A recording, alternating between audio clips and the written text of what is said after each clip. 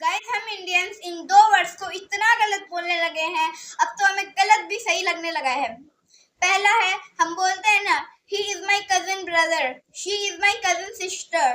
तो हमें she is my cousin sister नहीं लगाना है, हमें ओनली बोलना है शी इज माई कजिन और ही इज माई कजिन। क्योंकि हम ऑलरेडी शी और ही लगा रहे हैं, तो हमें ब्रदर और सिस्टर लगाने की जरूरत नहीं है। क्योंकि शी लगाएंगे तो वो पहले ही लड़का है, लड़की है, और ही लगाएंगे तो वो पहले ही लड़का है। और नेक्स्ट है, हाँ, अगर कोई मीटिंग है जो 4 बजे की है और वो 5 बजे की हो जाती है, तो हम उसे बोलते हैं पोस्टपोन। लेकिन जब कोई मीटिंग 4 बजे की है और 3 बजे की हो जाती है, तो अब हम बोलते हैं उसे प्रीपोन। नहीं गाइस, हमें इसको बोलना है shifted earlier. Example, the meeting has been shifted earlier.